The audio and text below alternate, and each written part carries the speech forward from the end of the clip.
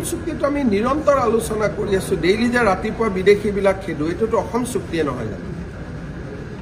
Daily ৰাতিপুৱা যে বিদেশীক আমি উলিয়াই পঠাওঁ, এইটোতো অসম চুক্তিৰে ৰূপায়ণ। যে সীমান্ত দি কোনো বিদেশী সোমাব নোৱাৰে, এইটোতো অসম চুক্তিৰে শ্লোগান নহয় জানো? বা অসম চুক্তিৰ দফা নহয় জানো? আগতেতো তৰুণ গগৈ চৰকাৰ দিনত কেতিয়াবা শুনিছিল নেকি অসমৰ পৰা বিদেশী বহিষ্কাৰ কৰা? এতিয়াতো প্ৰত্যেক দিনা ৰাতিপুৱা মোৰ টুইটত আপোনালোকে ফটো দেখা পাই থাকে। কংগ্ৰেছৰ 15 বছৰত এজন বিদেশী খেদাৰো উদাহৰণ আছে যে এজনক সীমা পাৰ কৰাই দিওঁ। মইতো ডেইলি ফটো সহিতে নাম দি থাকোঁ যে কেইজনক আমি উলিয়াই পঠাম। আজি 15 বছৰতো অসমীয়া মানুহে ভাবিবই পৰা নাছিল যে বিদেশী অসমত সোমোৱাৰ পিছত খেদিব পাৰি, মেক্সিমাম জেলত থৈ পিছত জামিন লৈ ভাৰতীয় হৈ যায়। আমিতো পুৰা সীমান্ত পাৰ কৰাই পঠিয়াই আছো, নাই পঠোৱা। আৰু প্ৰত্যেক দিনা ৰাতিপুৱা টুইটত আপোনালোকে দেখা পায়, মইতো নামে ফটোৱে দি দিওঁ। খালি মহিলা থাকিলে ফটোখন আমি মানৱ অধিকাৰৰ কাৰণে ব্লাৰ কৰি দিওঁ, বাকীটোতো আমি কৰিয়ে আছো। সেইকাৰণে আমি যথেষ্ট কনফিডেণ্ট। আমি জানো যে নিৰ্বাচনত বিজেপি দলে আমাৰ মিত্ৰ গোষ্ঠীৰ হৈ আমি সুন্দৰভাৱে চৰকাৰ গঠন কৰিম, আমি সুন্দৰভাৱে বিজয় লাভ কৰিম। অসমৰ মানুহৰ আশীৰ্বাদ আমাৰ লগত আছে।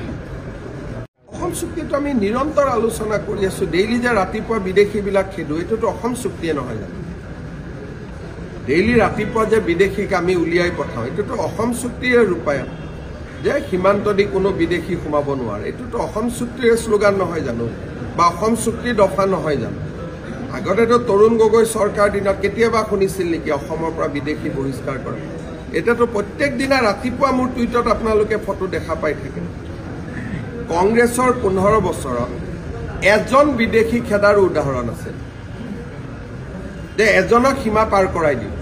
মইতো ডেইলি ফটো সহিতে নাম দি থাকোঁ যে কেইজনক আমি উলিয়াই পঠাম। আজি 15 বছৰতো অসমীয়া মানুহে ভাবিবই পৰা নাছিল যে বিদেশী অসমত সোমোৱাৰ পিছত খেদিব পাৰি, মেক্সিমাম জেলত থৈ পিছত জামিন লৈ ভাৰতীয় হৈ যায়। আমিতো পুৰা সীমান্ত পাৰ কৰাই পঠিয়াই আছো, নাই পঠোৱা। আৰু প্ৰত্যেক দিনা ৰাতিপুৱা টুইটত আপোনালোকে দেখা পায়, মইতো নামে ফটোৱে দি দিওঁ। খালি মহিলা থাকিলে ফটোখন আমি মানৱ অধিকাৰৰ কাৰণে ব্লাৰ কৰি দিওঁ, বাকীটোতো আমি কৰিয়ে আছো। সেইকাৰণে আমি যথেষ্ট কনফিডেণ্ট। আমি জানো যে নিৰ্বাচনত বিজেপি দলে আমাৰ মিত্ৰ গোষ্ঠীৰ হৈ আমি সুন্দৰভাৱে চৰকাৰ গঠন কৰিম, আমি সুন্দৰভাৱে বিজয় লাভ কৰিম। অসমৰ মানুহৰ আশীৰ্বাদ আমাৰ লগত।